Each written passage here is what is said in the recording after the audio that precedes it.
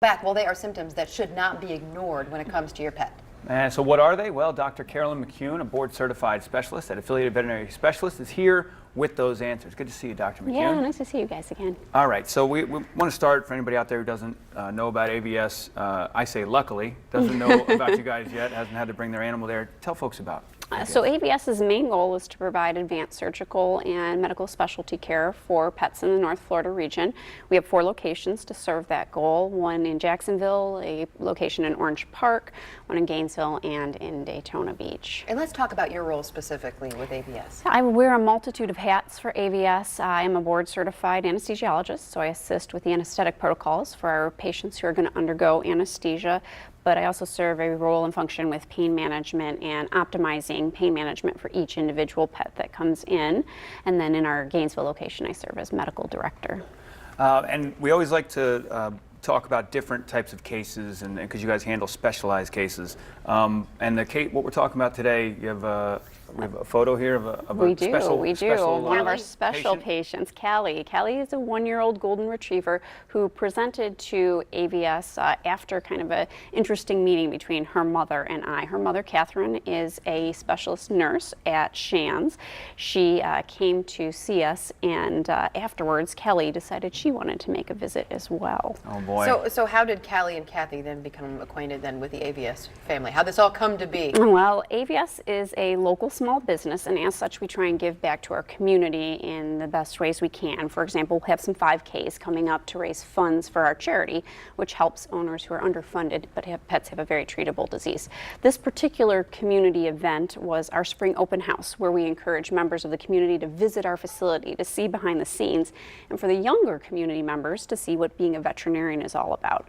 Well, Catherine, Callie's mom, came in to see our facility, and she's very gregarious. We hit it off immediately. After a tour, I walked Catherine to her car and I said, not that I hope you need us, as you're saying, luckily, you hopefully don't need us, but if you do, we're here for you. As it turns out, Callie took that very seriously. She decided later on that very week she would consume something she should not. So she came to us after her mother recognized some of the signs that we'll talk about, some of the warning signs, and called her own veterinarian. Her own veterinarian said, unfortunately today we're experiencing malfunction of one of the machines we'd need to help diagnosis. Catherine said, I know right what to do, and she brought Callie immediately to AVS, where she was handled by one of the members of our surgical team, Dr. Hess.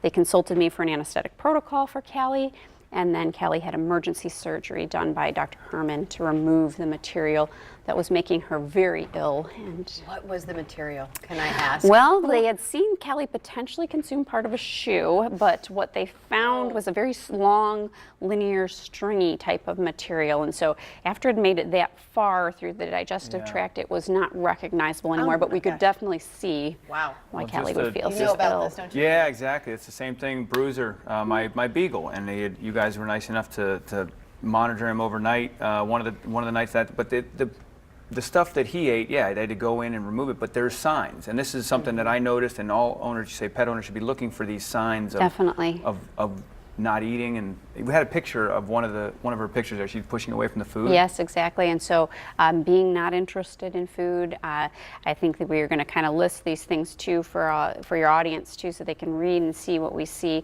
as well when we have a patient. So Callie was not interested in her food or her dinner, and we saw some of the other things. We knew that she had potentially consumed part of a shoe, and so seeing that suggests there's something you need to keep looking for.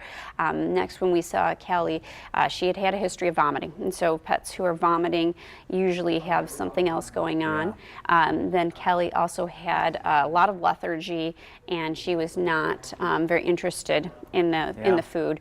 So those kind of things, in combination with seeing something being eaten inappropriately, suggests that she probably needs to be seen by a veterinarian right away. And for those worried at home, Callie's okay, right? Callie did great. At first, she took a little while to kind of get back to herself. We were talking earlier how not having enough fluids and liquids is a bad feeling, so it took her a little while to kind of feel like herself again.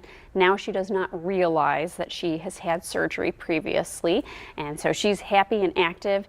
Catherine and I are great friends, but we've decided that maybe now we're going to keep it social. Not professional There you go. anymore. That's right. You're a great person to know. Yes. Just don't want to see you on a professional basis. So Exactly good to see right. you. Thanks for being here. We Yeah, always thank you appreciate very it. much. Thanks so much. Yeah, And nice. we'd like to thank, of course, affiliated veterinary specialists for sponsoring this segment. For more information, you can visit their website, which is avspethospitals.com. You can also call the Jacksonville office at 904-646-1287.